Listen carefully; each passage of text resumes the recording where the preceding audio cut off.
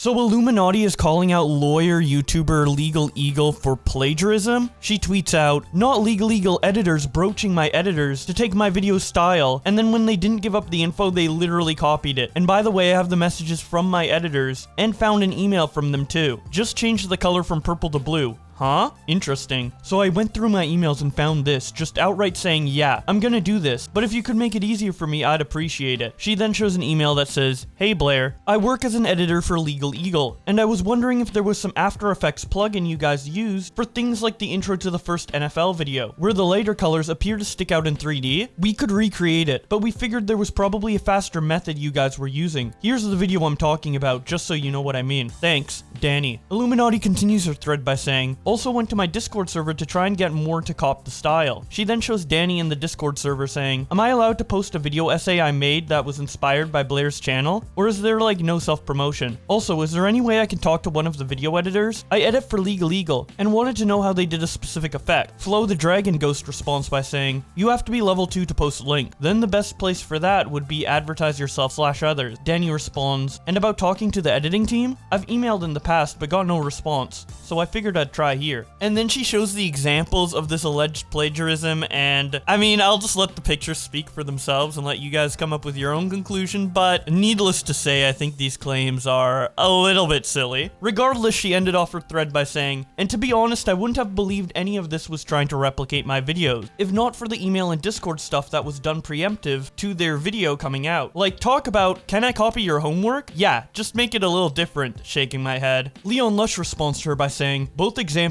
all I'm seeing is some incredibly common editing style/technique that have been used in thousands of videos. Not sure why you're trying to make this a thing. Honestly, example B made me laugh. If you've watched a documentary in your life, you've seen this exact edit, and you were using it as an example of someone copying you?" Def Noodles says, "You're trying to claim the most basic editing style. Literally turn on your TV and put on 50 different true crime docs, and you'll find the same style in 45 of them. This just seems weird and petty." Avery Howard says, "I might be wrong here, but A, Legal Eagle has been using those styles, the ripped paper and highlighter, for years, and B, the question wasn't about those styles anyway, but rather a particular effect that they wanted to know how it was done. There's no copying here." H Bomber Guy quote tweets iilluminaughtii and says, "Just to clarify, one of Legal Eagle's editors asked one of your editors what plugin they used for a personal video they were working on for their own channel. I take plagiarism really seriously, so I'm interested in an explanation of what exactly is wrong here." He then shares a Twitter video with the caption, "Personally, iilluminaughtii, I would define plagiarism as something a bit more specific. For example, copying someone else's documentary directly into your script." Professor Hugh Fudenberg. Professor Fudenberg has long been controversial. A man named Hugh Fudenberg, a former immunologist who has been long controversial. In 1989, he was caught up in a bizarre lawsuit involving the Food and Drug Administration, which told him he had to stop injecting his autistic child patients with blood products. In 1989, he was caught up in a bizarre lawsuit with the Food and Drug Administration, which told him he had to stop injecting his autistic patients with blood products. Then in 1995, he was suspended from practicing medicine and made to pay a $10,000 fine for his misuse and misprescribing of controlled drugs.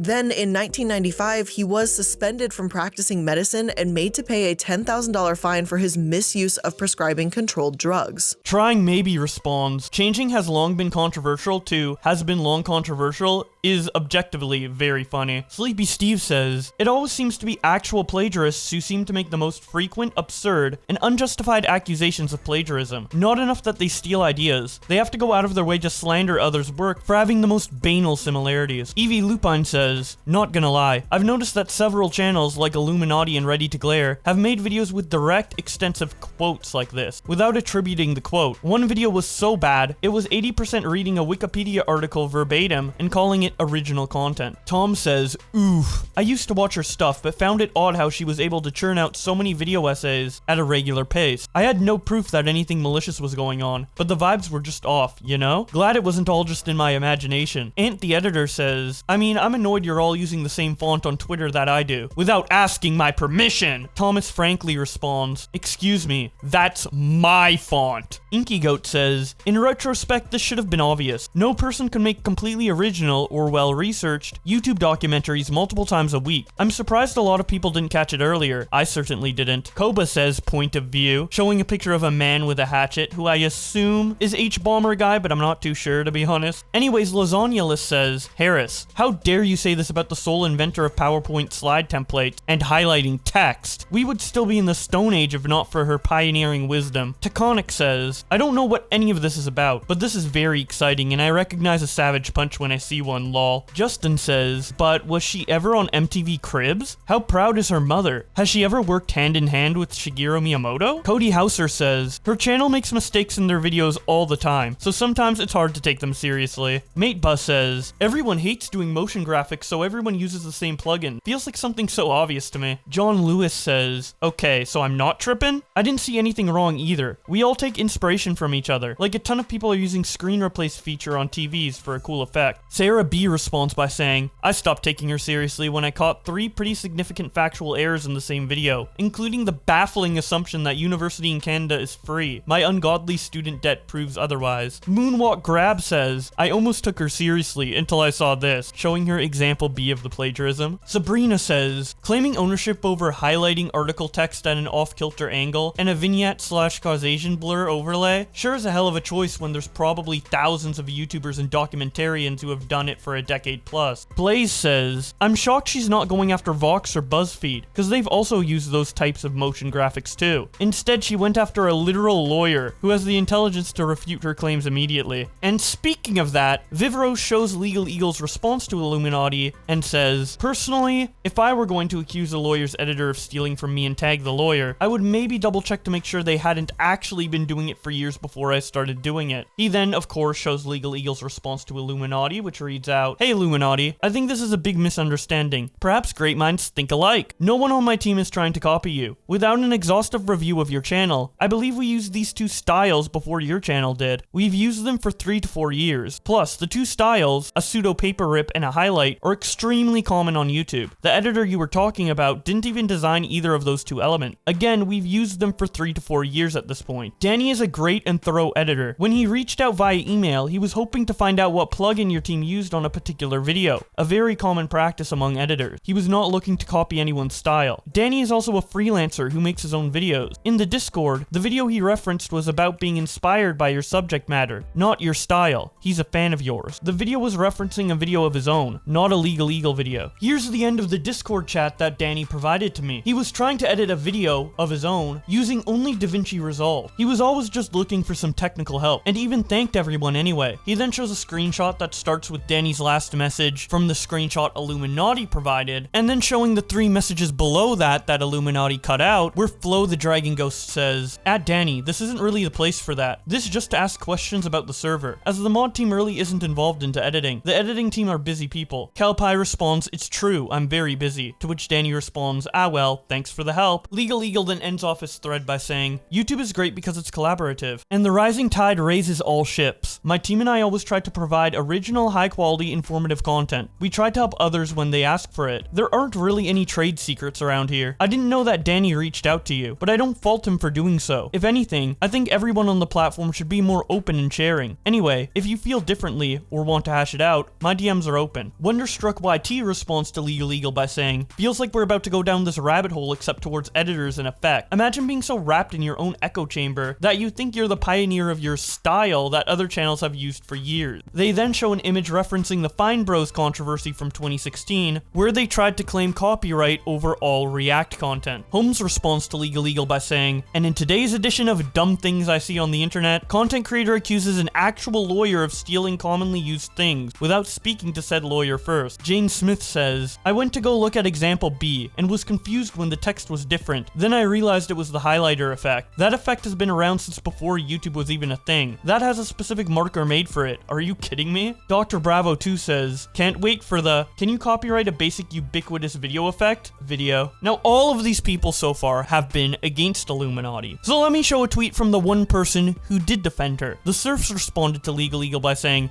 dude, it's very shady behavior. At least just own up to it. I normally love your stuff, but this ain't it. I say that as a fan. Scott Kurse responds to the surfs by saying, how do you dislike a tweet? I thought this was a bait account until I clicked on your profile. While this call out of iilluminaughtii was happening, it caused her former friends and roommates who she had a collaboration channel with called Sad Milk to come out about their horrible experience with her. iilluminaughtii made a 40-minute video trying to debunk all of this, but then they clapped back with videos of their own, debunking everything iilluminaughtii had to say in her response video, along with sharing new info about her, like the fact that she paid someone $200 to find a clip of one of them saying the R word, so she could then post it on her alternative Reddit account, posing as an autistic person, expressing how offended they were by this person saying that word, which, as an autistic person myself, I think it's pretty disgusting to basically roleplay as an autistic person and leveraging the sympathy for our common struggles in order to just try and get back at someone who left your collaboration channel. Anyways, now that iilluminauttii's rebuttal to these accusations have been debunked, it adds more validity to the original claims, so the Clicks thread starts out with him saying, "Hey peeps, I have seen the recent drama regarding iilluminaughtii, and would like to clarify I am not affiliated with her and haven't been for over 2 years. I left her and her collaboration group Sad Milk due to similar behavior as seen in the recent events. Lashing out at friends and fans, paranoia, and generally poor anger management, to name a few. Eventually, I pretty much believe the whole group left her. The last meeting I ever had with her, she spent half an hour, I think hard to know, screaming at me for an array of random things, calling me a bad friend, lazy, and a bunch of random accusations that didn't really have anything to do with me. There is no way you can have the resume you claim and be this fucking stupid," and so on. No one even raised their voice back at her. I left along with several other members, half the group at the time. She spent the next few months spreading lies and half-truths about us on the Sad Milk Reddit page, and vague posts on Twitter. She would turn friends against you, or specifically team up with people she knew didn't like you, so she had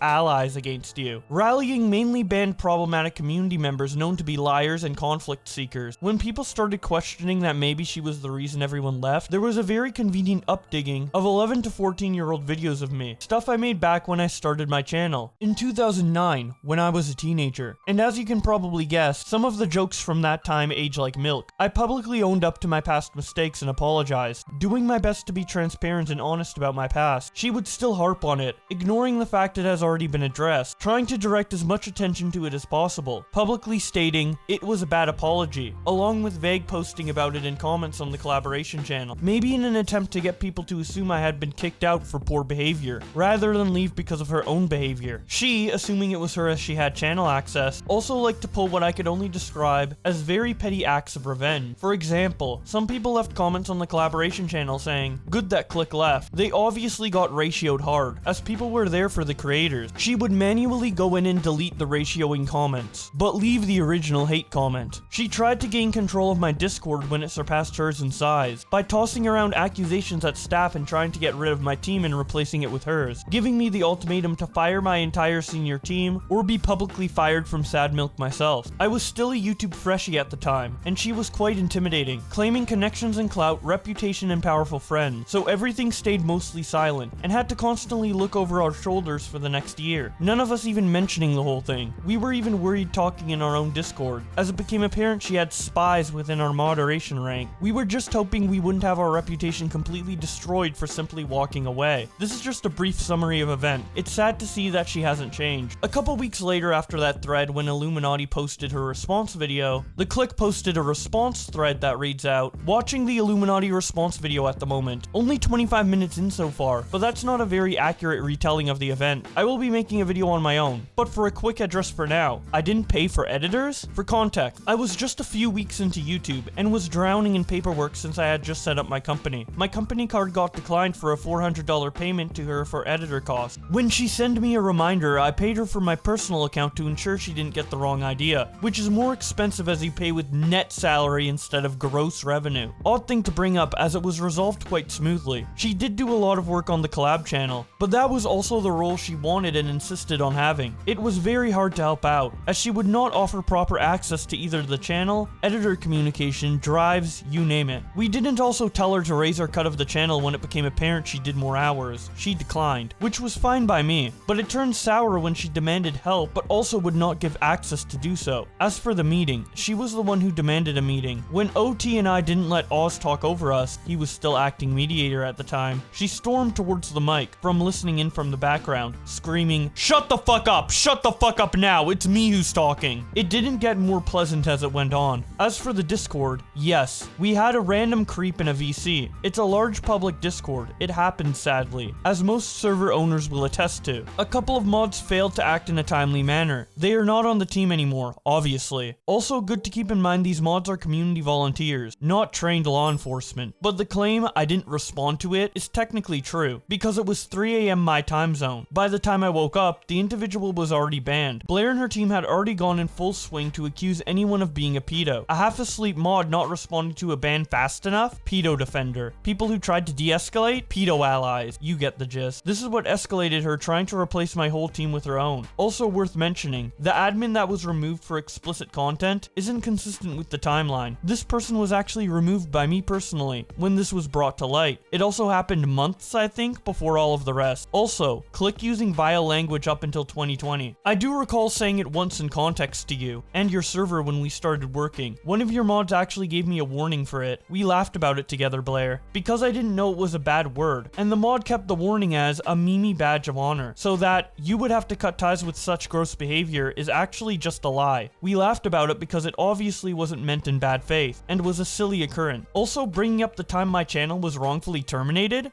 Really? I appreciate my friends at the time who were there, but you weren't the one who saved me, Blair. My MCN did, after fighting for 3 weeks over Christmas, so cut the shit. Also worth mentioning, you deleted the Sad Milk community tab after I called out your behavior with the comment section. Good thing I have screenshots. I will be making a full response video after I let the adrenaline pass. I'm done taking her slander after 2.5 years. And then of course he ends up releasing that video, which I will link in the description below, as it goes much more in depth on all the horrible stuff Illuminaughtii has done to the clique specifically. As for the other people involved in Sad Milk, we also have threads from them. The first one I'm gonna read is from Wonderstruck, who quote tweets the clique's original thread and says, "Forgive me for this being scattered, emotions and all. Gotta love him." A Sad Milk thread. After being threatened with a breach of speaking out, I can confirm that the behavior Blair exhibits is entirely accurate here. I'm aware of the bridges I burned, and I remain where I am. After Sad Milk split, it was a constant negative echo chamber that I took part in. Regardless, I used to edit for Sad Milk. Blair made no effort to take direction. She made everything about herself. Sad Milk at the time was the nearest thing to family I had, which sounds pathetic, but the content creator space is a very isolating one. The amount of hours I would spend online making drafts, editing tutorials for new hires, staying up trying to get some editing in if editors were short-handed. I missed Christmas with my brother and father fixing the mistake of the editor she hired, and I didn't even get a thank you, and it took me more than half a month to even get paid. Meanwhile, she delays the payments to editors so she can purchase expensive clothes, visit BMW dealerships, and spend hundreds on food in a day. While I do hold my beliefs towards certain matters, every month or so there was a new villain of the week, and they would one second be a normal person in our lives, and the next second suddenly a hidden monster through, you guessed it, Blair's mouth. To say Sad Milk split on creative differences is a joke. It's a flat-out lie. Again, I'm aware of the bridges burned, but I can confirm that call took place where she screamed, cursed, and had a meltdown towards the clique and one topic. It was a train wreck. It was supposed to be a fun group project, and we had become profitable, even to a small extent. Blair wanted creative lead, and we went from doing fun creative topics more in line with the Reddit we would all cover on our own channels, to doing unenthusiastic view content. Blair took control and wouldn't listen to how videos should be made, and so we got hyper loud music with childlike sprites paired with adult humor, which just made being part of Sad Milk humiliating. My friends and I would watch Sad Milk and laugh not at the content, but how awful it had become. Not due to anyone not being entertaining, but the lack of quality control. It was an editorial nightmare. It's why in part I stopped editing, because my really well-made content got roped into that by proxy. Blair did not care. It was hers, and anyone who dared to try and take the reins was a threat. After Click, OT, and Salty left, I did almost all of the heavy lifting, which is a thankless job for being small on the internet. I tried making us schedules. I motivated Blair during another mental breakdown of hers to not delete the channel or the Discord, since I actively read through the comments on both, and we had people who we mattered to. After months of behind-the-scenes insults towards Click and OT, it became so stale and negative. Yeah, we all took part, but after it going on for so long, it just became day after day Blair would sit and check Click and OT's social blade. She would make fake accounts to stalk them. Not just them, but a large portion of the commentary community. I've personally seen her try to get her lawyer to shut down anyone who says anything against her, and they ruined her day by saying, yeah, we can't really do anything. It's insane. It's insane. Innocent people who don't work so hard to try and silence others. We would get no work done. I can't count how many times I pleaded and set up meetings for us to do something, and nobody cared. I thought I had a friend who was hurting. Then I saw I had moved to villain, and like everyone else, I got shut out, trash talk, and the people I had made efforts to be friends with wouldn't even acknowledge my existence. For me though, I had already moved states under good faith I was bettering my life. In 30 days of living with Blair, it was a nightmare. I felt I was trapped in her home always. She makes everyone her enemy. She called Wonder checking in to see if I'm okay an invasion of privacy. I sent her numerous messages trying to show I wanted to be her friend. She lives like an actual monster. Her home is a mess, like hoarders bad. Constant subtweets about me on Twitter and ignoring me. And if I dare say anything back, her Discord manager would happily remind me of my contract. This is disgusting. They then show a picture of iilluminaughtie's disgusting messy room. They continue by saying, so, my therapist, who she accuses me of stealing because she recommended, suggested I leave that house at all costs, and I did. And the details I can't get into further due to legalities, but I ended up with no car, hardly any clothes and money to my name, and no home. Now working full-time again, I had no time for my channel. I had cried, bled, and worked through hell to get up. So I watched it die since my main concern now was just food on my table. All because I made friends with one of the most vile people on the platform. Nobody wanted to talk to me, and I was so afraid to fully go public, as I didn't know the reach this massive creator had. I had everything IRL and online taken from me. She personally threw my YouTube play button in the trash. If that isn't symbolic, man, I don't know what is. I spent the last 2 years of my life rebuilding from the ground up due to this woman. The only difference is that I get to come back stronger as a person. She doesn't. She can't take that away from everyone she has screwed over. Blair, you can't hide anymore. Sooner or later, you were going to push everyone who cared about you away, and you'd realize the world isn't out to get you. But you made your fears a reality all on your own. I apologize for how long this thread is. I understand this place probably isn't the best place to do it, but I'm sick of knowing all this information and never being able to say anything. Have a good day. Be well, everyone.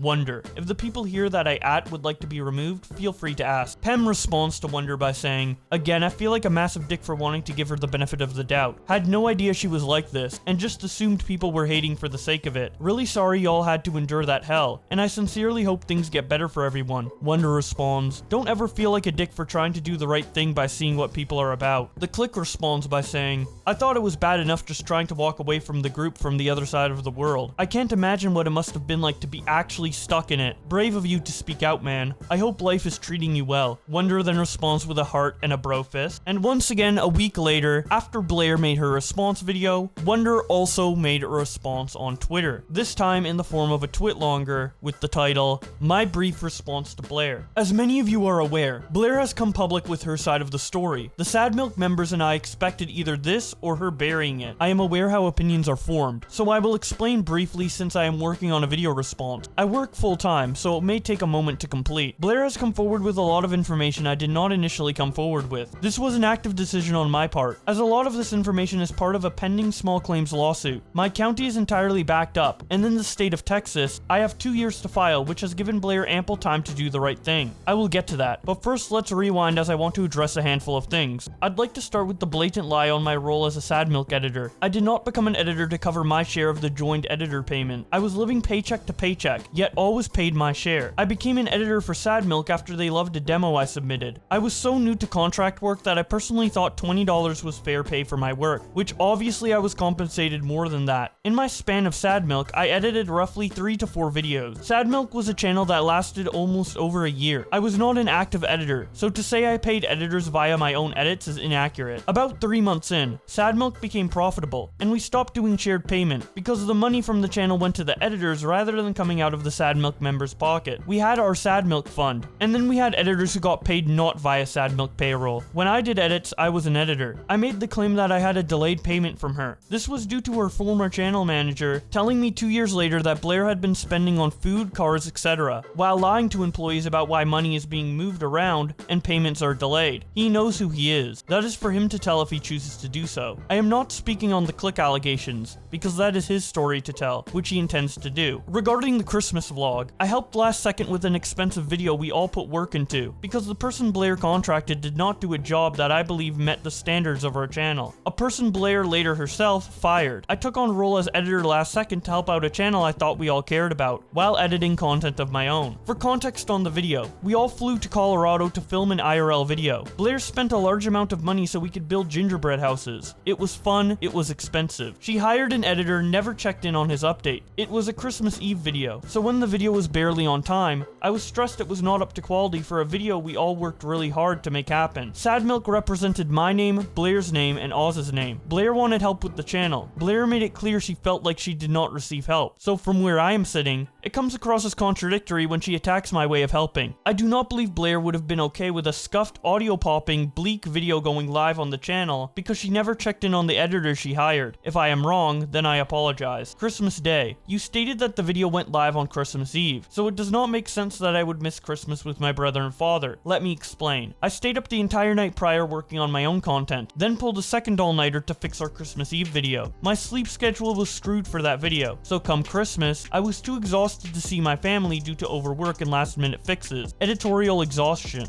Blair goes on to inaccurately describe my living situation. She also openly spoke of the city where I live. While I have been open about it before in the past, I do not believe she would be pleased with me revealing on a video that she lives in Colorado Springs. Other points I will expand on later are as follows. I never complained about my car breaking down. It was not old. It was a 2011 sedan. I never said my car would break down if I made the trip. I did not want to take a small sedan back and forth when I could clear $4K from selling it. My brother instead got the car for free after his died. My complaint with the car is that it had a massive dent from someone who had rear-ended me. I did not have multiple roommates. I had one. Singular. My friends are not terrible people, they are family. I was frustrated by a lack of dishes getting done, and being locked out of my home twice by my roommate. We were growing apart. I love them, but they don't do content. I don't hold that against them. I just wanted to meet a circle who did what I did. I never once asked for Blair's help in terms of cars or living situations. In fact, I declined offers due to not wanting to be a freeloader of any kind. Blair says I did not pay rent, yet she leaves out the fact that I was only supposed to stay until August when I took the job in February. That's because Blair was building a home to get into real estate. I was supposed to move into this home and pay her every month. She was going to be my landlord. When I had ended my lease, I was notified last second that December would be the new date. I stated I was uneasy here. The editing job was not easy due to her erratic schedule. She also only had one video for me to do, as she had another editor doing another video. I was given an extension because my computer software bricked itself. I flew to Colorado to pick up another computer. I came back and worked for 20 hours to get the video done. I was locked out of editor files and then fired for not meeting deadlines. I was not kept on payroll for any longer. I asked before Blair had work how I could pull my weight. Blair's podcast, her soap shop. I did and asked every day what I could do. Blair did not stream, and she had no schedule for anything an editor would need from a professional boss. She did not want short clips. She wanted 20 to 40 minute VOD, and this was not a challenge for me. The deadlines fell on computers, not my ability as an editor. All while Blair was subtweeting me online as my boss. The claim I was speaking inappropriately on forums is false. I have never been aware of this, and if it were true, why did Blair not reach out to me as my boss? This is a baseless claim with no weight. Why did I go off on Blair? Because I was being harassed by my employer, who had a hand on every aspect on my life. My car, my money, my home. But there's not a dollar value amount you can pay me to be a verbal punching bag. The reason I went home was to visit my dad because I felt trapped under Blair's roof. As for the car, the contract was not legally binding. I had an ex-police officer, a former contract maker, and a lawyer look over it. It was a fluff contract. I did have insurance. The car never resided in Austin, Texas. I was not living there. My address had been changed to Colorado Springs. I had discussed with Oz, due to Blair and I not being on speaking terms, about returning the car. Blair asked I pay the depreciation value, and I agreed, meaning I would pay even without having the car. When I asked to see what I was was legally bound to. I never received an answer. Blair then, in the dead of night, came to my father's home and revoked the car along with all of my possessions inside of it. The car was a mess due to me living in it. The windshield was cracked when a semi-truck kicked up a rock into it. I went by the BMW dealership and they said I could bring it back later that week and they could fix it no problem. I was there due to not blowing a flat. Blair has this on record. I would have not returned the car in that state, and I never intended to. Blair revoked the car because she knew I was not legally bound to it. I had no way to retrieve my belongings that were taken in the car, and in Colorado. I had no money to my name due to moving, insurance, and monthly car payments, followed by deposits and application fees for apartment. I sent multiple legal demand letters for my belongings after Blair said she would make arrangements to return them, which she never followed through on. My father contacted on my behalf for months. Her lawyer said she would go after my dad and I for harassment. Legalities are not threat. I was and continue to be within my right. As per the contract, it was not legally binding. However, if it were, I had paid for a full month of the car, and it was repossessed before that time. So if it were legally binding, Blair would owe me that remaining amount for the month. I will touch on more serious topics such as my mental health, my dog, and further information regarding what I've briefly mentioned here when I compile a video. I work full time, and as you can imagine, I am very drained from this situation. Now currently that video by Wonder is not out yet, but when it does release, I will link it in the description below, alongside Click's video. Wonder finishes off their tweet longer by saying, "Before I go, I'd like to touch on one more thing. I'm aware doubt is cast on my claim, and that Blair has receipts, but I'd like to point out a very blatant lie. It was stated in the video that I went into a room that was off limit and used for unboxing, and that my intention was to humiliate Blair and Oz. I'd like to point out that Blair scrutinized the image, which is why I don't understand that she could not see that the bed in the photo was purchased after I had already left. I could not have taken that photo, nor did I go into that room. I did not want to share every image due to it not being my home. Blair, I did not take these photos. Oz Media took them. This is the state of your home 2 years after I left. To watch you manipulate my friend through this video while you trashed his home and made him live in fear horrifies me. Oz reached out to me a few months ago, telling me he finally saw you for who you were. He apologized to me profusely, and I had my doubts at first, but we are working on our friendship, and Oz will always hold a special place in my heart, no matter what. He is my friend, and you blatantly lied about a photo he took. Also, to say I don't care about my dog when Blair let Casper live in those conditions is beyond hypocritical. I will touch base on this more in my video, but I love both Casper and James. While Blair was gone, I would sit in my room with both of them and watch videos of Hawks until we all napped. This post has gone on long enough. Please allow me time to properly voice my thought and be mentally sound enough to create a video to fully comb through everything and share the receipts needed. In the meantime, please feel free to review my screenshot. They have brief breakdowns of what they are. Until my video, I will remain offline. Please be well, take care of yourselves. After all of this, I am still not afraid of you, Blair. I know who I am, my friends, my family, boyfriend, and audience know who I am. You cannot take that away from me. Drive files of recorded interactions, etc. More to follow." And then Wonder shares a bunch of Google Drive links, which contain proof that I will show to you right now. Here's Wonder getting insurance for the car on June 23rd, 2021, and then canceling that insurance on August 22nd, 2021. Wonder then shows an email of what I assume is a legal notice that they sent to Blair in order to get their stuff back that was left in the car when she repossessed it. The email says, "This letter shall serve as an official second legal notice with regards to the demand to return personal property in your custody. As of the 29th day of July 2021, it has now been 60 days since you were first notified in regards to the return of the personal property items of concern. Given that these items have yet to be returned, and you have chosen to ignore the first notice sent on August 9th, 2021, it is assumed that you would prefer that this matter be submitted for judicial review. However, if this is not your desire, please immediately return these items, per arrangements provided under the first notice. If we are not in receipt of these items before October 25th, 2021, we will begin legal filings with the Court of El Paso County, Colorado, and Travis County in Texas, in regards to this matter. Furthermore, please be advised that any legal filings made in the pursuit to recover the loss of these items will include filings to recover any and all related filing fees, legal costs, collection costs, and related expenses. Sincerely, blank property owner." And then the items that were in the car are listed off, and there's a lot of expensive stuff in here, such as a 4K computer monitor, a television, GoPro cameras, computer speakers, a drone, a PlayStation, and much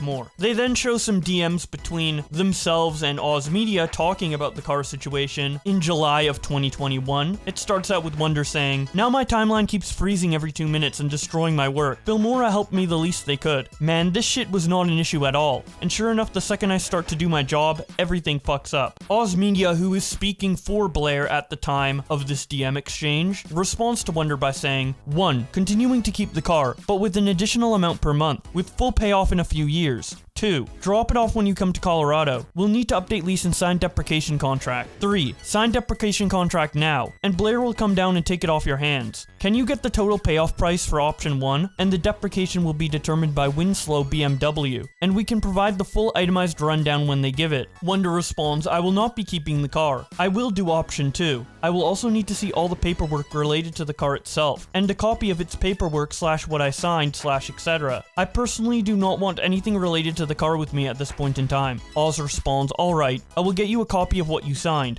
Wonder responds, I do not just need the copy of what I signed, but the paperwork involving the car itself. No rush on that. Oz then shows a picture of a document and says, you mean this, right? Wonder responds, yes, but also the car information saying the total price, etc, etc. So I have everything my name is tied to, and so I know its value, etc, etc. I need it so I can spitball deprecation values, and because deprecation is not the price of the car including the tax and other various things, it's the value of the actual car itself minus the miles usage, etc. Oz responds, 61k with protection packages. Would need to find the documents for all of that. Wonder responds, okay, sounds good. Also, do you have the tracking number for that package that was sent? Because it still hasn't arrived yet, and I have about 4 days left on that. Oz responds, they never even gave me a tracking number, and I've been keeping an eye out in my mailbox, just in case if it got returned to sender. Fast forwarding 2 years, we have another set of Discord messages between Wonder and Oz from April of 2023, where Wonder says, it shouldn't come as a surprise though, given A, she thinks I would SWAT her instead, and B, she ignored 3 legal demand letters and never clarified how I broke contract, and had 2 years to make that right. No one has ever thought of swatting, Jesus, that's insane. Oz responds, I still have the demand letter laying around. I will, if it comes down to it, happily testify as to the extent and hoops Blair went through to justify the repossession. Especially because it was done behind my back, as at the time, you and I were trying to figure out how to properly hand off possession of the vehicle. If I remember correctly, the plan was for you to come up and get your stuff and leave the car. Wonder responds, that was exactly the plan, and when I asked to see everything my name was tied to. Wonder then shows the vehicle rent-to-own agreement, which says, this agreement on the 29th day of June 2021 is to verify the purchase plan agreement between the following parties: Blair, the owner, and Wonder, the renter. If the following conditions are satisfied in full during the rental period, the renter will own the vehicle. 2021 BMW M235i X Drive, with full title. The terms are as follows: 24 consecutive payments on the vehicle, minimum of $588.34, due by the 15th of each month, beginning on July 15th, 2021. Vehicle will be registered and reside in El Paso County in Colorado during the duration of the rental period. Renter will maintain physical damage and liability coverage on the vehicle at all times. If there is a lapse in insurance, any payment to reinstate the policy will be the responsibility of the renter. Renter will be responsible for insurance premiums and payments for the duration of the agreement. Owner will be listed on the casualty insurance at all times. Registration fees will be paid for by the owner until the title is signed to the renter. Any maintenance fees or damage to the vehicle outside of the warranty service provided by BMW will be paid by the renter. If renter does not maintain service schedule and causes damage to the vehicle, the renter will be responsible for any damages that occur. If the vehicle is a total loss or otherwise deemed a mechanical failure, renter will forfeit all payments made on the vehicle. If the following terms are satisfied and brought to term, with a final payment of July 15th, 2023, renter will own the vehicle free and clear with no lie-in, loan, or titling issues. And then of course it was signed by both Blair and Wonder. Wonder then shares proof of the various payments they made to pay off the vehicle, and then finally Wonder shares a DM conversation between them and the Click, where Wonder says, didn't we also become profitable and the edits covered themselves? Click responds, yeah, like 3 months in or something. Wonder responds, that lines up with my payments. Thank you. So that's the car stuff out of the way. Next, let's take a look at the DMs that Wonder shows in regards to the sad milk payments. The first message is from Wonder on July 29th, 2021, where they say, sounds good. Someone then responds, please be careful on Twitter also. You are under an NDA, and you can't say disparaging things about the company or associated channels without legal action being taken against you. And I don't want that to happen / be enforced. Like, I know a lot of shit is going on, and I know there's 2 sides to everything, and then the truth, but the last thing I want is for you to get in trouble for violating your NDA, if I can say something to prevent it. Wonder responds, you are a really sweet person. Also, by HR standards, Blair can't vague tweet about me either, which I have numerous screenshots over the last 2 months. The mystery person responds, I'm going to talk with her about that, because I don't feel it's appropriate. Wonder responds, also, I know there is something related with work and personal relationships, and if you view less of me based on what you've heard, I don't blame you. But there is a lot to this, and as an employee and not even a friend of hers, which we aren't anymore, I don't feel safe around her. So may I ask how I can explain? The person responds, I'm not going to talk to her about something you tell me in confidence. That's shitty. If it doesn't directly affect my job, I don't have to tell her. Wonderstruck responds, then I feel comfortable as a friend sharing this with you. This is what I typed up earlier. Blair should follow her own company rules then, because she has vague tweeted about me numerous times, to which I have screenshots for. I'll delete the tweet, but I am not here to take this abuse. And by any HR standpoint with everything, I'd actually have a lawsuit. Even Oz agreed. When I moved to Colorado, Blair began to use me as her scapegoat for her own personal emotional issues. It got to the point where my therapist told me to leave the house and get out because it was killing me. Blair was also telling Oz that she believed I was gathering information on her to give to commentary channels. It was unhealthy. Even going so far as to claim I intentionally let my dog run downstairs and shit because I didn't want to clean it up. Claiming I was invading when she said she is depressed or down, so I'd ask her how she is doing, and if she'd like me to go to the store to buy her anything. Clean their entire upstairs space because I knew it would help with them feeling less cluttered. Asked Oz what we could do to finish her boots for her so she could feel less stressed. Setting the rules for a camping trip that Blair wanted to go on. That since she bought the reservations, we would all pay for the food, drinks, etc. because I didn't want her to feel like she was just money. And the return to that is that I'm a selfish human being who is showing his true toxic colors. To put into perspective, if I hadn't moved to Colorado, I would have still have an apartment, a car, and close to 10k. And since I took a chance and went on something that seemed organized, and it was blown up in my face, I am now careless without my apartment still, and work from a countertop. I am not selfish. I have been non-stop made to be a villain when I have stood by Oz and Blair through everything. I asked for my PC to get fixed because I had expressed for months now that it is a big part of my income, and once my software screwed up on my laptop, I asked for that desktop to be fixed ASAP. And that is fair given how I have expressed since December how it was my income and how it sat in that house for 2 months with me being told that it would be fixed. I dropped everything to fly out to Colorado to meet that deadline. I put my foot down for me. Now Blair has shown up in the middle of the night and repossessed the car that I have paid the monthly on, along with all my items in said car, claiming I had breached a contract, which I had someone who works with legal review the contract I signed, and found nowhere that had breached contract. This comes several hours after they wanted me to sign a contract about the car, and I asked to see all the paperwork related to the car, so I knew entirely what my name was tied to. I am done being a scapegoat for people I have stuck through with everything. I don't deserve and I don't dare deserve to have my image tarnished and painted to be a selfish toxic monster. Click salty OT? Yeah. Me? Nah, I'm not dealing with that. The mystery person then responds, I understand. And now we have the last Google Drive of proof in regards to everything else they mention. Here we have a picture of him with the dog. Next we have this DM conversation between Oz and Wonder from January of this year, where Oz starts by saying, they have never been vacuumed. She's a fucking slob. I cannot wait for all of her shit to be gone. Showing 7 pictures of an absolutely disgusting amount of clutter that Blair has left around the house. Wonder responds, and then Oz says, like, you joke about the piss and vomit, but you would puke if you saw that bathroom. Wonder responds, genuinely do not believe what I'm seeing. Oz responds, she just fucking lives like that, and I'm so fucking disgusted and embarrassed by it. And she tells people I'm the messy one. Wonder responds, how can a human live like that? Oz replies, she literally sleeps next to fucking garbage. Wonder replies, there is no way this is real. This is like those nightmare Discord homes. What the fuck? We then have another DMs from the day before where Wonder says, how goes the land of the living, Mr. Media? Oz responds, hell. She's only half-assed committed to moving, so it's taking way too long. And I just want to have a clean home for literally the first time in 2 years, but I can't. Wonder responds, half-assed committing? Yeah, I'd be pissed trying to get that energy out of my home. Oz responds, yeah. They will move things for like 3 hours, complain about being tired, and stop. I've been cleaning non-stop, moving her shit upstairs, and been moving constantly for almost 4 days straight. Wonder responds, I get that's the price of getting someone out of place, but man, I'd lose my shit if that was my position. A couple days later, Oz then messages Wonder saying, found this in Blair's office, a Burger King cup, showing an absolutely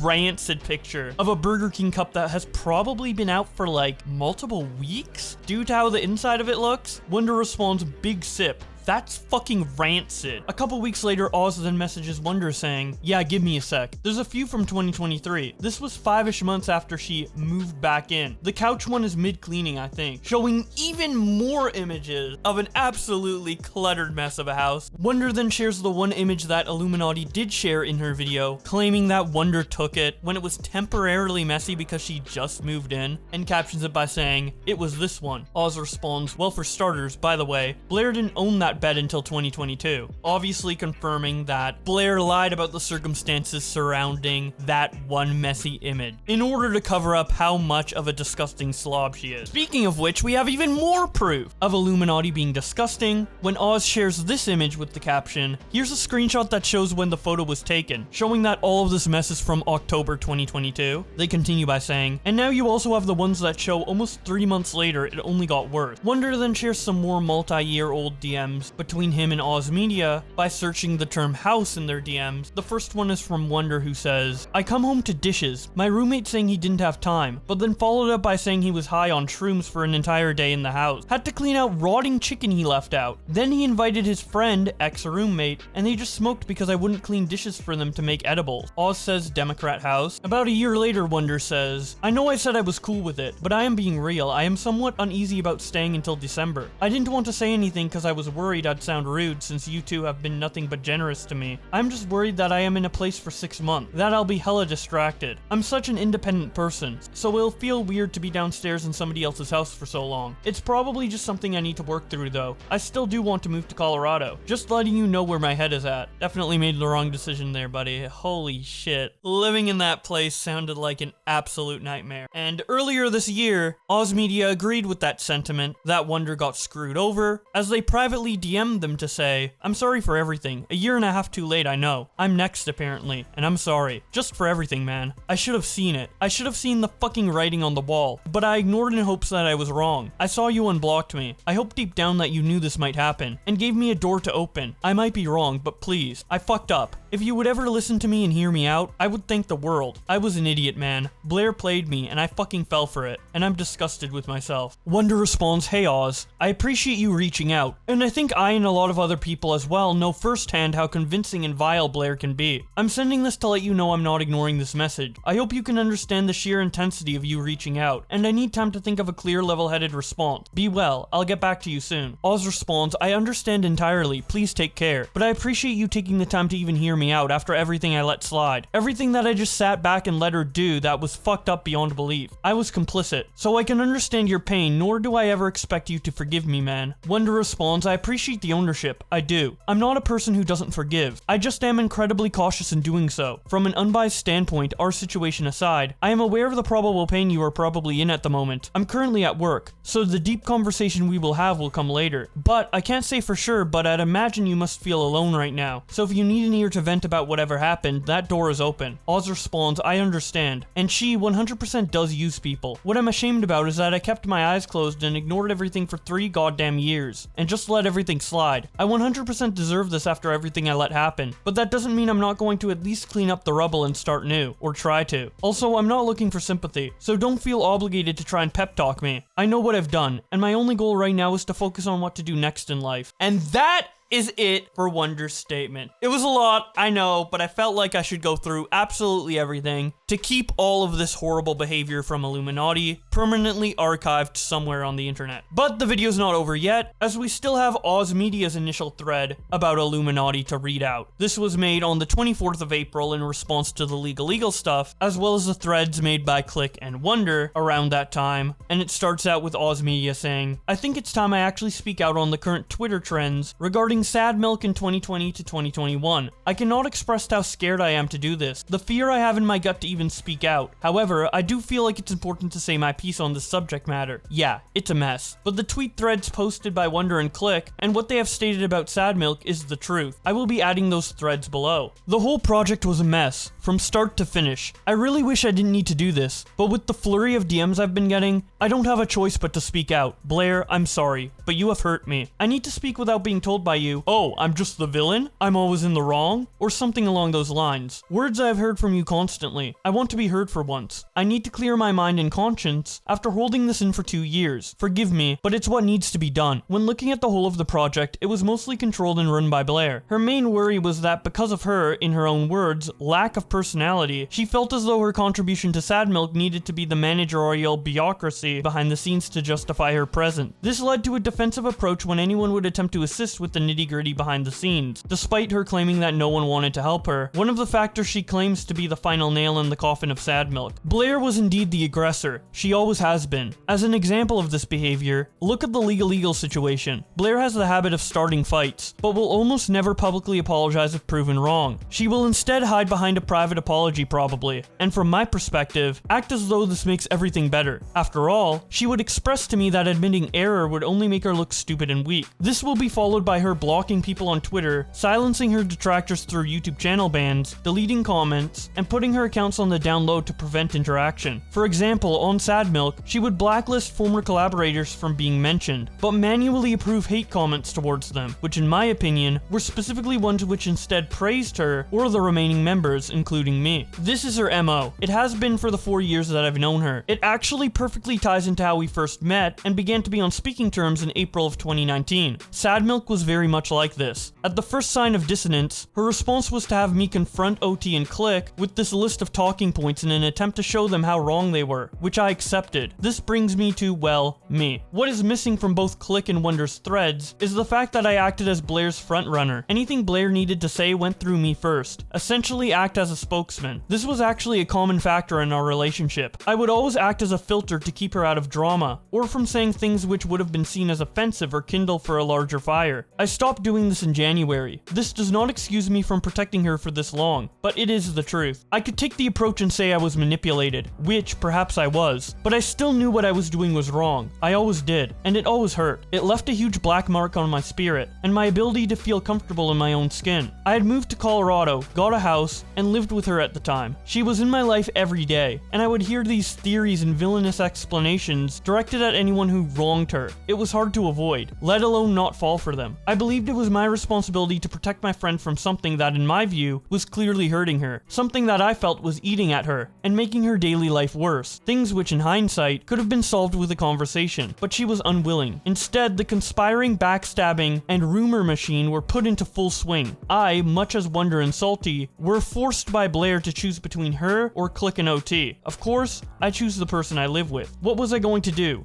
Move again? I mean, I could have. Once I chose my side, I was met with praise and adoration from her, and her mod staff. It, at the time, felt like I was making the right decision. Fuck man, boy was I wrong. I've lost so many friends, isolated myself, been at her side despite feeling like my connections to the world were being severed. I always acted as her talking piece, from yelling at one topic, to berating Click, and other things I did in service of someone who at the time, I believed every word of. I trusted Blair to hell and back, and thought I was doing good. I've learned since then, through both self-reflection and conversations with old friends, just how much I was unintentionally, hopefully, used. There, of course, is more. Much more. More than I could ever hope to cram into this stupid fucking Twitter thread that I know I'm gonna get angry DMs and phone calls over. Blair, I need you to know that you hurt me. More than you realize. I know you are scanning this and having your team read over it. Maybe even looking at sending me a legal thread as you parade around to do so. But I want you to apologize for once in your life and take accountability. Please. Blair, you would rather paint the world red than admit you have fault. About a week later, Oz Media makes some tweets about iilluminaughtii's response video and says, "There's truly something special about having your inactive dog's account unfollow me first, then blocking me days later. Especially after coming to me in messages, yelling at me, but not denying anything, then demanding we talk but passive-aggressively threaten me when I ask for space and time. Also, hi Blair, have fun monotonously scanning the rep lies of people you blocked for subtweets? It was a really fun pastime of ours, wasn't it? Stalking the accounts of everyone we pissed off and you blocked, or they blocked us? Oh, good times. Don't miss them." And then we have the Twitter thread from the last remaining member of Sad Milk to speak up. One topic. He says, "Sad Milk, my memory is fuzzy because despite how fun things started, it ended up being a source of stress that we've worked hard to move on from. I've honestly tried to not apply any active thought to it in a long time. Well, this is the first. I hope it to be the last time addressing this. Before any projects, we were a few people who had just started our YouTube journeys, and who were lucky enough to meet up with others we looked up to and respected in a Discord call one night, and just started riffing, genuinely genuinely enjoying one another's company and humor. Conversation amongst us would occasionally turn into future goals, and whether we could all make this work, and we were excited that our channels were doing well. Realistically, nowhere near full-time work, but more importantly to us, people were genuinely enjoying the content. When I started thinking about going full-time, my channel was making roughly 20 Canadian dollars a day, but I'd never been more sure in my life. This was my dream. We were very open with the creators around us about what we hoped was possible, and that spooled up into potential projects. We'd all watched one another's content, genuine fans, but no real experience with how to make things really work. One of us had been around on the platform far longer with more experience in how YouTube worked, and doing it as a job. Tons of advice we all appreciated and valued. Most of us did one-off collabs when we had time, genuinely silly funny stuff, but not a whole group collab. New territory for us. We didn't know where to get started with sourcing editors and sorting content, etc. But after some quick conversations, it all just fell into place. One member of the group took the lead, and in a night we'd whipped up assets and a name and an idea, Sad Milk, and it was a blast. A bunch of homies hanging out in Discord doing nonsense. Some really good memories. What really solidified commitment amongst us was when Click's channel was deleted by YouTube, on Christmas no less. The group was in a call when we saw, and called Click while he was asleep to make sure he could jump on it fast, and we all reached out to YouTube and made tweets. It took weeks for YouTube, over the holidays, to even give him a real review or response, and this was just when he'd gone full time. It was high stress, but we were all there to support him. I even bugged him into us starting up a podcast to help distract him. Finally, they reviewed the issue, properly responded, and he got his channel back. After going through that together, we all felt like we had each other's best interests at heart. We were friends and trusted one another implicitly. I also decided to go full-time around then, despite not making near the funds needed realistically to pull it off, and no real savings. I knew this was worth the risk. The group project and potential success of it also factored into this decision, but also the time needed back then when I was stretched so thin between more than full-time hours at the day job, recording personal videos, recording group videos, working on the podcast, Patreon, Discord, and streaming, that I was falling asleep during recordings and sleeping at my keyboard while editing. Quit my job. Even went to meet some of the gang, and that was so cool. I have a ridiculous video of a few of us running in the snow and having a snowball fight. I really felt connected to everyone in the group.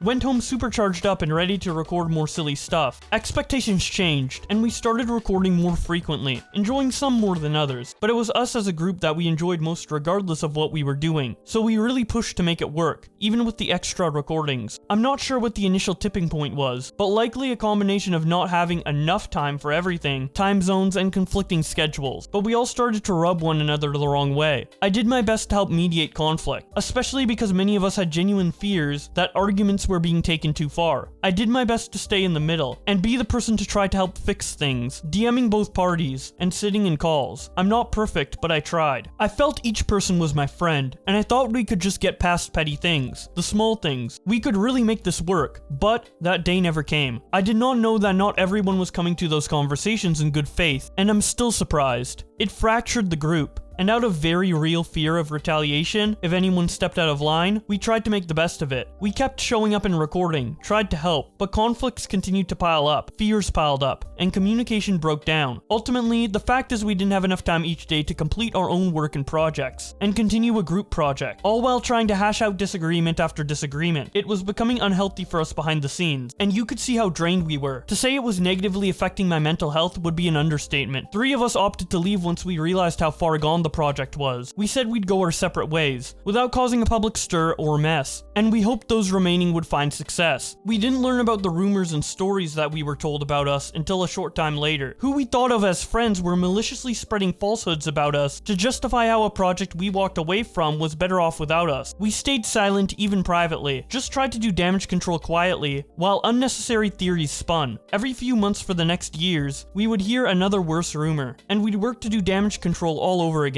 This was mentally and emotionally overwhelming. We all worked hard, but it didn't work out. We walked away from a project years ago, and haven't had any interest in participating in drama. Acting maliciously towards us was not appropriate. I've just wanted to work on my small corner of the internet, doing silly stuff for fun, and that's all I'd really like to say on it. I've made healthy steps to move on, and move forward. Click, Wonder, and Oz have also shared their thoughts, obviously endorsing what they said, and with all 4 of these guys' testimonies corroborating each other, as well as the additional stuff Click showed in his response video, like, again, Blair paying someone $200 to find old videos of Click saying the R word when he was a teenager. I can't say that I doubt any of these people's claims. Honestly, I believe it all. But I would love to know what you guys think in the comment section below. So after the complete decimation of Illuminauti's credibility from her former friends and employees Wonderstruck and The Click, she has now lost well over 170,000 subscribers, and even her sponsors are starting to drop her, which of course out of everything, that loss of income would be the catalyst to Illuminaughtii attempting to make another response to these criticisms that have been levied against her. Yesterday she tweeted out, "Hey everyone, I am fully aware of the recent false allegations that have surfaced. I want to take a moment to publicly state that I am taking these allegations seriously, and am committed to rectifying this situation promptly and appropriately. I understand the concerns and potential impact that these false allegations have caused. My team and I are actively working behind the scenes to gather all relevant facts. I am committed to transparency and accountability throughout this process. Rest assured that I am taking divisive action to address this situation. I will provide updates and communicate any necessary actions as soon as possible. Thank you to those who are standing by me during this challenging time. I will not allow these false allegations to be weaponized as a way to silence my voice. I appreciate your patience and understanding during this challenging time. I am dedicated to upholding my channel's values and delivering on our commitment. I am confident that the truth will prevail. Sincerely, Blair's on." Internet Anarchist responds to her by saying, "You really should have taken the Sunny V2 approach of ghosting the drama and continuing with usual uploads." Chris the Narc responds, "No, let her cook. Funnier." Leaf's Matrix says, "Ratio time, everybody. Success.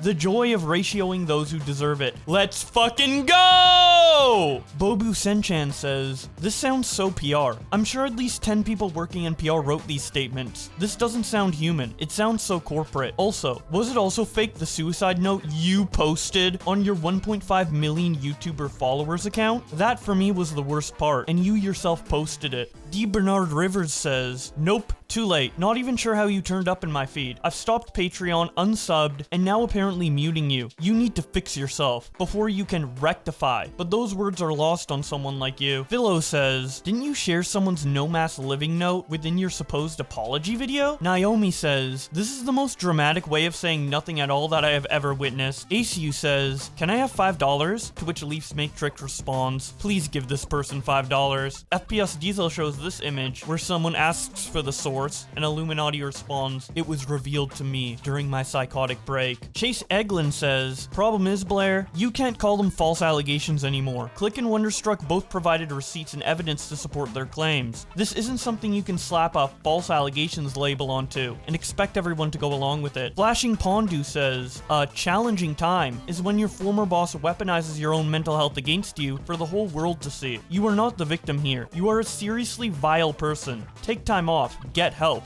and never hold other people's mental health against them again." Beastsugar73 says, "Laughing my fucking ass off." Diane Lay says, "You mean all the evidence that others posted that included your evidence, contradicted your evidence, and showed who was the real issue? Let me guess. It's taken a month for lawyers to tell you it's not libel/slander if true, and for you to fabricate information?" Leia Something says, "False." Right. Ansley says, "Just to check, you were the one who published one of your friend's suicide notes, right? That's not an allegation. We all saw you do that." Alex says, "Why do you copyright strike re-uploads of this video?" Hi guys, so welcome back to my channel. Girls don't talk about their shit, their poops, right? Well, I'm gonna talk about my poops because this is a story about poop. So I had this guy that came over for the weekend for my birthday. We drank a lot, we ate a lot of bad foods, unhealthy, junk foods, you know, whatever. And I didn't drink enough water. We decided we were all gonna go out to breakfast to go get some food. I was like, oh, okay, cool. I need to go to the bathroom real quick. And you just thought you were going there to piss, and then all of a sudden you're shitting out Mona Lisa's arm. And you're like, I don't know what happened here, but here we are. So I've never had this problem before. And it was a big fucking turd. This thing was like a baby arm on steroids. I really thought I potentially ripped my asshole in I don't know, I had 2 assholes or something. I don't know. There was it was huge. I'm looking at it and I don't even see the hole for the toilet to where it sucks all the shit down. It was literally just looking at a big straight fucking log. And I had this guy over, oh my god, he can't see this poop. And he was like, hey, can I use your bathroom? And I'm like, oh god, I'm in here panicking. So, I did what any normal person would do in this situation. So I took a bunch of the toilet papers and I tried to pick the poop up with my hands. And so I thought it would be just like, you know, a piece of wood, and you just like, you know, just like pick it up, and I was gonna like put it in the trash can because I have those little baby trash can bags, and I was gonna take the trash out. Like, no big deal, like, haha, I'm just cleaning the bathroom. It broke in half in the toilet, and I'm in this bathroom freaking out, and it's like dead silent. I have just shit a baby arm out, and now I broke it in half, and it made shit stains down the side of the toilet. And I'm in there with a plunger, fucking crying, and I'm like plunging this fucker so hard with the door shut, and he's just like, are you okay? And I'm like, yeah, I'm fine. Water's like splashing everywhere, it's like on my legs. I like feel disgusting now because there's baby arm turd on there. There's baby arm turd in the plunger itself. Twink Sprink 27 responds to Illuminaughtii by sharing this clip from one of her videos and saying, just as you said, Blair. When something as horrible as this happens, people always come out and admit fault and tell the horrifying truth of their continued negligence and malpractice, right? Yeah, you're right, that never happens. What am I thinking? Instead, they usually do their best to hide everything and blame anyone but themselves, and wouldn't you know it, that's exactly what happened here too. Donnie says, in this episode of Corporate Casket, where we cover a boss when attempting to make an apology video, she put an ex-coworker's suicide note out there for the world to see, and put him in a position where he was forced to talk about his personal trauma. Let's investigate. Cherry says, I've always wanted to ratio an abuser. Bob Vid says, dunno, but this reads like a lawyer wrote it, and potential impact of these false allegations? My team and I are actively working behind the scenes to gather all relevant facts, taking divisive action to address this situation? I think she's prepping to sue. Popilled says, this was so written by ChatGPT, laughing my fucking ass off. Rel says, Community Notes has the opportunity to do the funniest shit ever. High Progressive says, when I'm in a being an abusive narcissistic competition and my opponent is Illuminaughtii. Brianna Wu says, respectfully Illuminaughtii, it's very difficult to imagine what information you could put out that makes you look good from this point. You'd be smart to stop doubling down, admit mistakes, and vow to address it with your audience. This is not going to end well. Turkey Tom says, this better be good. Omni says, yo, she's tripling down! Repsion says, if you cared about transparency, why did you intentionally leave out conversations and information when you made your video, which was countered by additional evidence of folks you made the accusations about? Mudhar says, I'm glad I wait on these things now, been wanting to cover this. The Nerd Plant says, false allegations, laughing my ass off, get the fuck out of here. Silence Triangle. Kevin Logan says, so she's gonna investigate herself to see if she has anything wrong?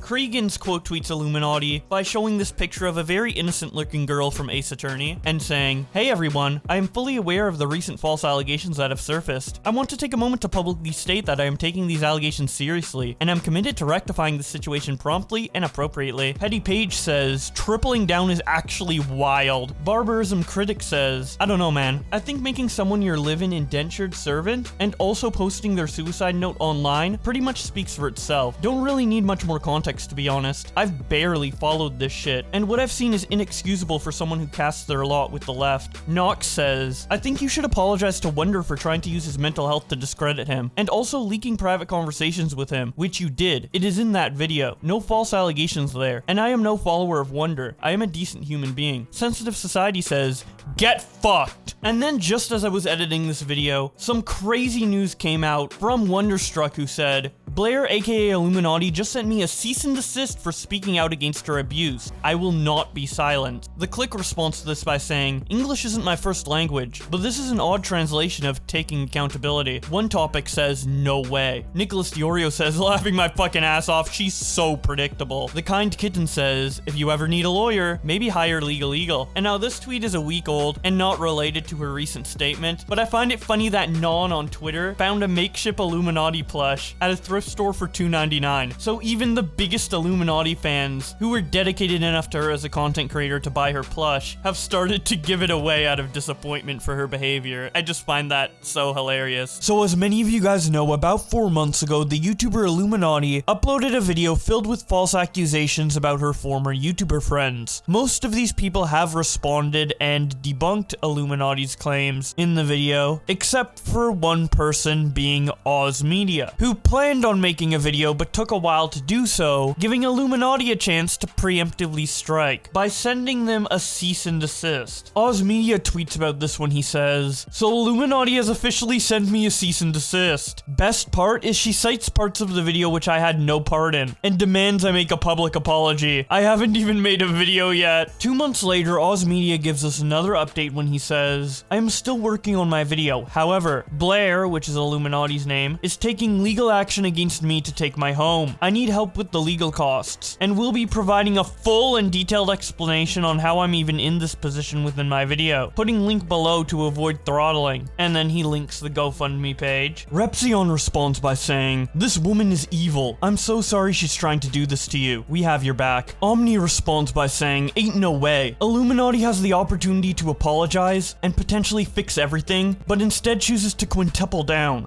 Wild." FPS Diesel says, "I can vouch for what's being said here. Oz will have more soon." Then 2 days later, some unfortunate news came when Oz Media tweeted out, "Someone falsely reported my GoFundMe fundraiser and got it taken down. This was the email I got." The email says, "Hello, we are writing to tell you that your fundraiser has been suspended and won't be visible on GoFundMe until some edits are made. It is against our terms to include any personal identifiable information, inflammatory or accusatory language in your fundraiser title, description, images, or updates. Please remove any personal identifying information, inflammatory language, or specific accusations from your fundraiser. Personal identifiable information is any information that can be used to distinguish or trace an individual's identity, such as a name, phone number, address, date, and place of birth, or any other information that is linked or linkable to an individual, such as medical, educational, financial, and employment information." They then give him steps on how to edit the fundraiser and continue by saying, "Until your fundraiser is updated, it won't be visible on GoFundMe. We encourage you to make any necessary edits within 48 hours, and reply to this message once done, so we can review. If we don't hear back from you in that time, we'll go ahead and redact the information as necessary, so we can reinstate your fundraiser. If you are having any issues saving any changes, please send us the text you'd like to update and we can assist. Thank you, the GoFundMe team." Optimus7591 responds, "Can you appeal?" To which Oz responds, "Working on it. I'm hoping that it was some form of automated flagging, or something along those lines." Philosopher77 says, "If you send me the original wording, I can take a stab at reworking it to meet the TOS guidelines so that you can concentrate on getting the video done. Wordsmithing is what I do IRL as a profession, so it would be no skin off my nose to take a stab at this." Oz responds, "It was taken down for personal identifiable information. The only thing in there was her first name, what she calls herself in every video." Oz Media continues by saying, "Good news is that it does seem like the funding collected from the GoFundMe of around 1.4k is collectible despite it being taken down. If this changes, I will update. Thank you all for the support you've given me so far." He then follows up the tweet by saying, "I may have been too hopeful. It seems a pretty decent chunk of the funding is on hold. I'm sure things will work out though. More updates later." About a day later, we then get good news when Oz Media says,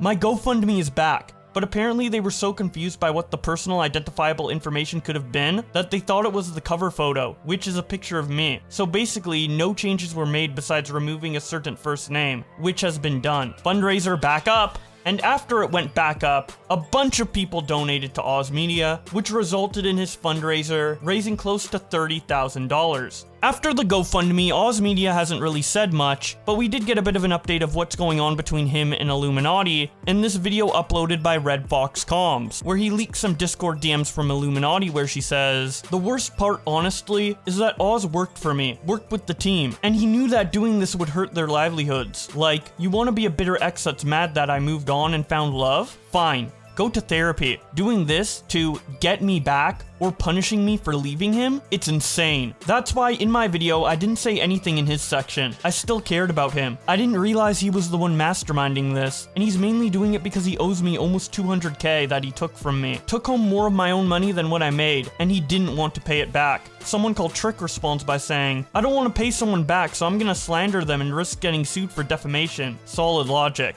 Blair responds, "Like, god damn! We broke up at the end of 2021-ish, and when I finally started wanted to see someone new in January, he broke into my computer and read through my Discord DMs to find messages. He found them, lost his shit, told my employees I cheated, and told them the channel is going to fall apart in a couple months, and to look for new jobs. He plotted this from the start. On September 1st, Oz Media tweets out, "Quick update for transparency. I've seen a lot of people referencing my current legal predicament as Blair, iilluminaughtii, following through with her claimed $1 million defamation case. This is an entirely different matter that I will explain within my video. I apologize if my initial tweet was misleading, leading people to the conclusion that Blair has followed through with her defamation case. That wasn't my intention. I needed to be vague to protect myself while my video was being produced." Then on the 16th of September, that response video from Oz Media is finally made, and he announces it on Twitter by saying, "Just posted an update video on my main channel. Please take a look when you get the time. Thank you." And then he links his video. Here is a segment from it. For my safety,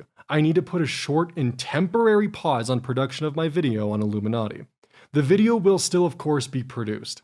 I just need to put things on a lower burn and return to regular content for the time being. Blair is in the process of currently foreclosing my home. Because of this stress of Blair taking my home from me, I need to pump the brakes and change directions so I won't be homeless come Christmas. Even telling Wonder as far back as April, a day before my thread went up, that I was mortified that if I spoke out against Blair or even dared to cross her, that she would retaliate with taking my home from me. When I did speak out, as many of you are aware, Blair sent me a cease and desist. A cease and desist, by the way, over a Twitter thread which she apologized for not only in her video, but as well as privately. The reason why I'm making this update is so it's understood that I'm not just ignoring my obligations and responsibilities and suddenly hiding behind a flurry of videos in hopes that people will one day forget. As I briefly stated previously, Blair and I dated. We started when I was 20 and she was 28. And currently, I'm 23, almost 24. In the beginning, Blair walked me into several poor financial decisions. Why these obligations were placed onto me? At the time, Blair had bad credit, so all of the purchases, loans, everything was being placed in my name. This included the car that she purchased, then revoked from Wonderstruck. Eventually, though, the financial responsibilities that I incurred would stack up on me, building a mountain of monthly debt that would lead me into several financially tight months, and eventually just breaking. This would lead me to asking Blair, my partner, for financial help for things such as my home, which she was living in. Help from my partner, who at any given time would be making up to 30 times my monthly income. These amounts of assistance would be added to a ledger of debt. This ledger would creep into the range of $180,000, an insurmountable amount where I don't even understand how she got there. That number ballooned higher and higher, the number ever increasing, and I never questioned it out of guilt for needing help. Guilt involving the fact that everyone I interacted with on a day-to-day basis looked down on me for her words towards me. My own partner, the person who was supposed to be my other half, was actively putting me in a position where she was chipping away at my mental health. I was afraid to tell anyone what was happening because she had convinced me that I was a parasite, that I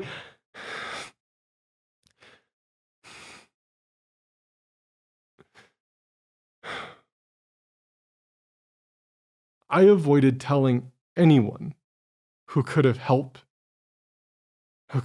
me see what was happening out of fear of further confirmation, more eyes looking down on me. I was even in a position where my finances were nearly entirely controlled by her, from what debts I took on to later being the fact that she was the person who signed my paychecks. And I want to add, I tried to pay Blair back in any way that I could, by the way.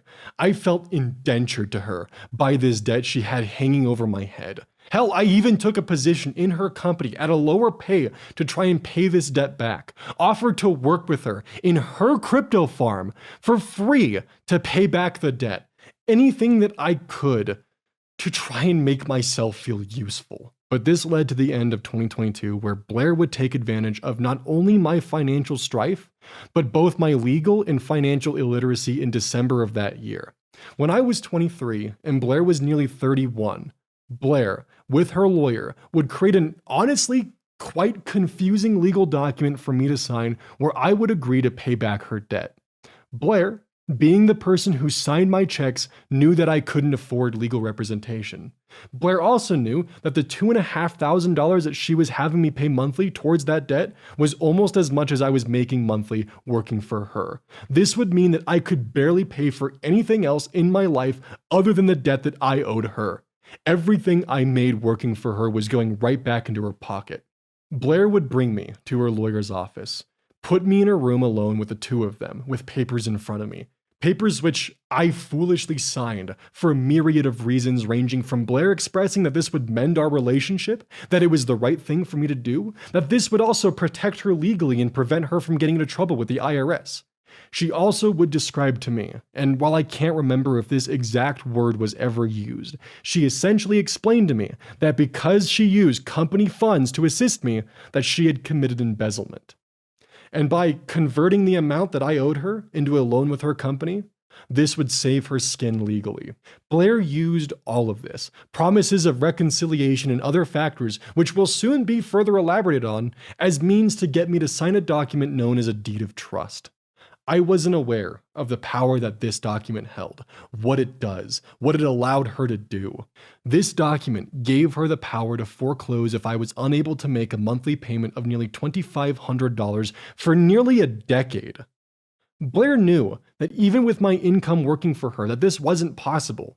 It feels as though she knew that I would be destined to fall behind, that this outcome was inevitable. If the home is foreclosed or if I decide to sell, Blair gets an immediate payout, and it's because of this that I'm hesitant to take the easy way out.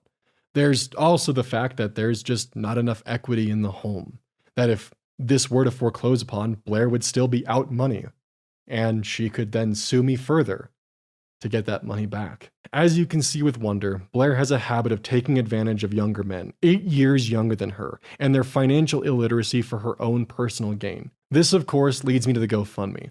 Not a penny of what has been raised will be used to repay Blair. I will be using the aid given for legal fees and only necessary expenses. This money will be used to secure a legal retainer and any legal cost, and once and only once the legal front is secured, will I use the funding to help with monthly finances related to securing my home. Finances which are not tied to Blair in any way. I also want to add that I'm not trying to escape any debt that I may rightfully owe Blair. I just don't want to fucking lose my home or lose it from retaliation. Also, she took the furniture.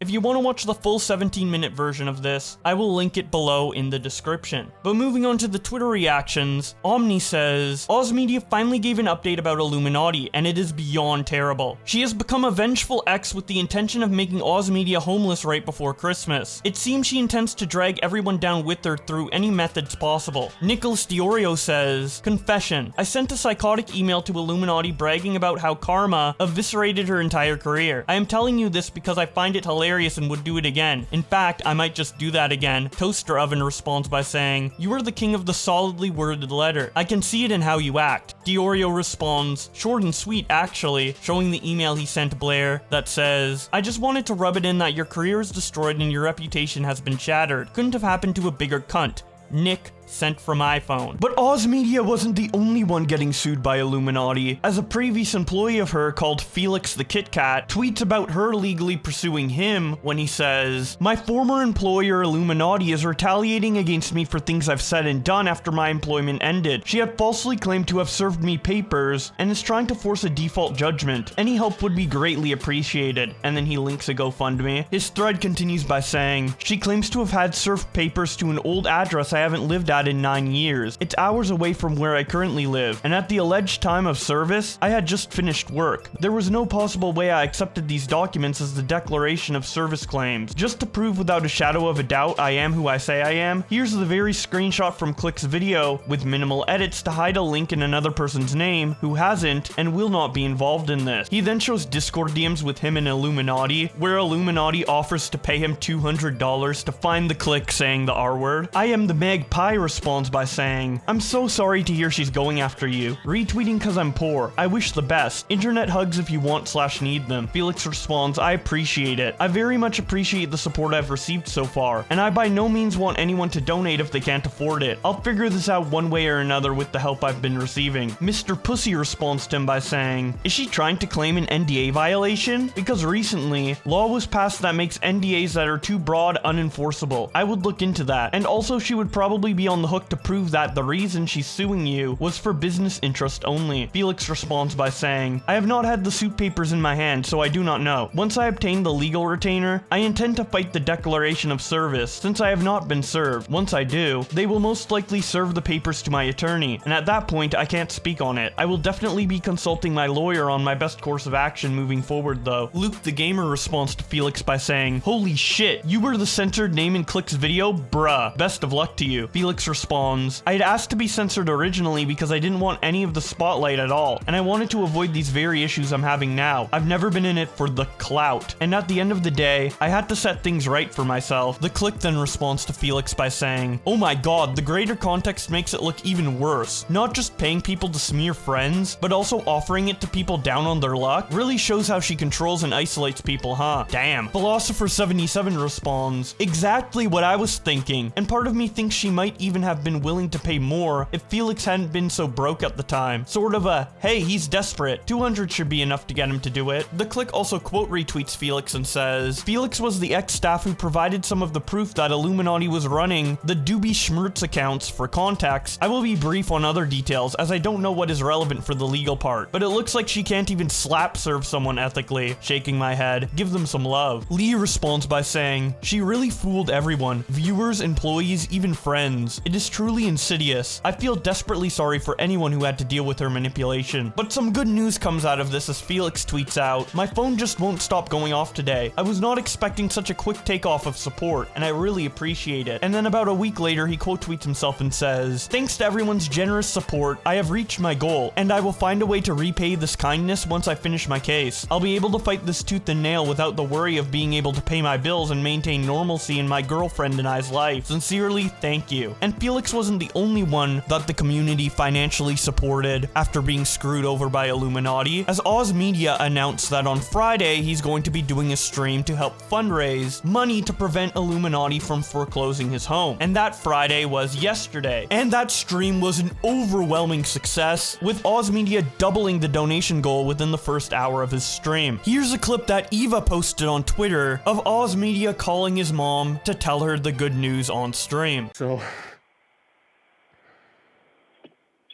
I'm about an hour into the stream right now. Just narrating has stolen their parents' credit card for $10. Can't afford much, but all the entertainment you have brought me. If you were to make a guess at how much has been... Stay strong, brother. In an hour, I would say...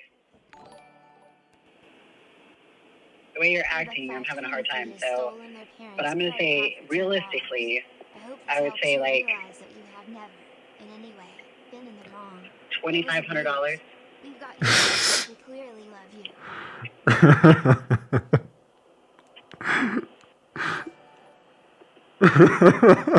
Austin has stolen your parents' credit card for $10. Try 25,000. Are you kidding me? You deserve all the love. My stream can hear you right now, but that's... Holy shit. That's amazing. I can't believe that. Radical Puddings has stolen their parents' credit Well, they card obviously for love you. $5 for all laughs throughout the year. Probably as much as I should.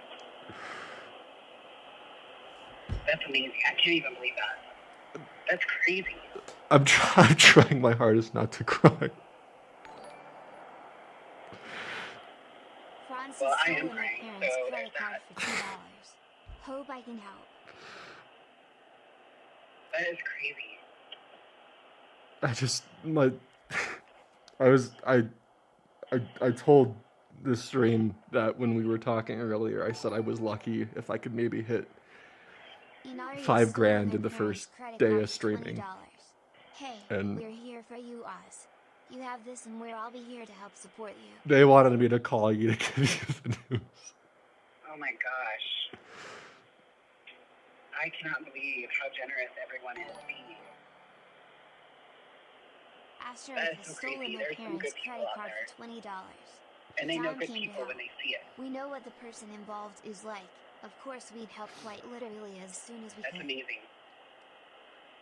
He thanked everyone in this tweet where he says, "Today I was proven wrong in the best way possible. I walked into my stream today expecting maybe 3 grand if I was lucky, fully prepared to be doing back-to-back 24 hours to maybe claw out what was needed. Instead, I learned I've impacted more people than I could ever realize. 30 minutes. 30 minutes and you all proved me wrong. Thank you to everyone. Words will never express how thankful I am. You all smashed a goal I set in place which I thought would take weeks for me to hit. Instead, 30 minutes. I love you all." And that is about it for the entire Illuminaughtii situation. As shitty as she has been, it has been kind of cool to see that she's not only being held responsible by a lot of people coming out and talking about her, but the damage she has done has been able to be reverted to some extent with the generous support of her ex-fans and fans of the people she screwed over, which is really cool to see because before this controversy, Illuminaughtii was pretty well respected, and I'm sure a lot of the people who were screwed over during the time that she did have this respect did not expect people to realize the truth and support the victims over believing their favorite YouTuber. So again, as horrible as this Illuminaughtii situation is, it's really heartwarming to see the community come together and help those in need. Anyways, if you watched this video all the way through, I really appreciate it. I know it was a long one, so the viewership really means a lot to me. I hope you stay subscribed and enjoy my future content, as I will be updating you on all of this type of stuff for the foreseeable future. But with all that being said, thank you guys so much for watching, and I'll see you in another video.